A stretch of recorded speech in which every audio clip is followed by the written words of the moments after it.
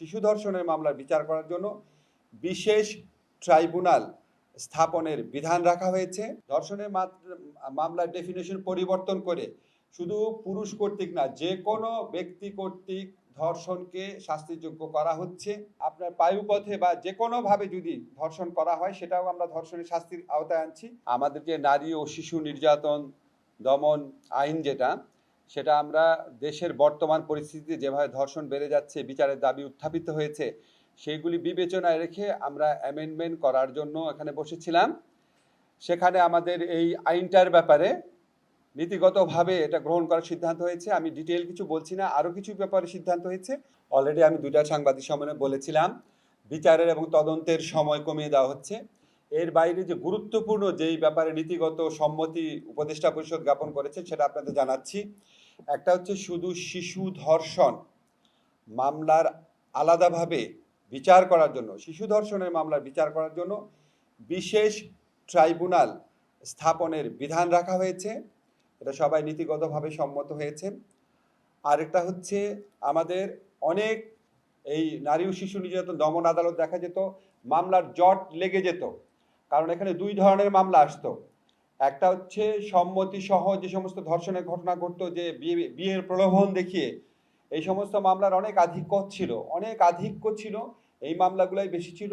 আর সম্মতি ব্যতিরেকে যেই ধর্ষণের ঘটনা, সেই মামলাগুলোর বিচার এই জন্য আটকে থাকতো।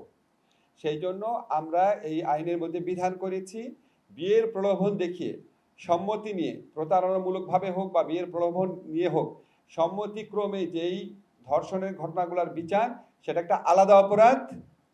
আর হচ্ছে সম্মতি ব্যতিরেকে মাগুরার ক্ষেত্রে, বরগুনার ক্ষেত্রে যেই ঘটনাগুলো ঘটেছে, সেই ধর্ষণের ঘটনাগুলার আলাদা একটা অপরাধ হিসাবে এখানে আইডেন্টিফাইড হয়েছে। এবং দ্বিতীয় শ্রেণীর যে অপরাধ বললাম, সম্মতি ব্যতিরেকে যে ধর্ষণ, সেটার ক্ষেত্রে বিচার এবং তদন্তের সময় কমানো হয়েছে। আমরা এটার উপর সর্বোচ্চ গুরুত্ব দিচ্ছি। এছাড়া আমরা ধর্ষণের মামলার ক্ষেত্রে কিছু ডেফিনেশন এনেছি। ধর্ষণের মামলার ডেফিনেশন পরিবর্তন করে শুধু পুরুষ কর্তৃক না, যে কোনো ব্যক্তি কর্তৃক ধর্ষণকে শাস্তিযোগ্য করা হচ্ছে। এছাড়া ধর্ষণের সংজ্ঞাটাকে ওয়াইড করা হয়েছে, বলাৎকারকে এর মধ্যে ইনক্লুড করা হয়েছে। যে কোনো, আমি খুব বিশদ বর্ণনা যাচ্ছি না আপনাদেরকে, শুধু বলতে চাচ্ছি BNWL এর মামলাতে যে ডেফিনেশনটা ছিল সেটা অনেকাংশ এখানে আনা হয়েছে। শুধুমাত্র প্রকৃত মানে পেনিট্রেশন না, যদি অন্য কোনো বস্তু ব্যবহার করা হয় বা আপনার পায়ুপথে বা যে কোনোভাবে যদি ধর্ষণ করা হয়, সেটাও আমরা ধর্ষণের শাস্তির আওতায় আনছি। এটা আপনারা মানে যে কোনো ফর্মে যদি ধর্ষণ হয়, এটা আমরা ওয়াইড করে দিচ্ছি। আর থার্ড যে অত্যন্ত গুরুত্বপূর্ণ পরিবর্তন আনা হচ্ছে, সেটা হচ্ছে DNA রিপোর্ট পাওয়ার অপেক্ষায় অনেক মামলা বছরের পর বছর ঝুলে থাকতো।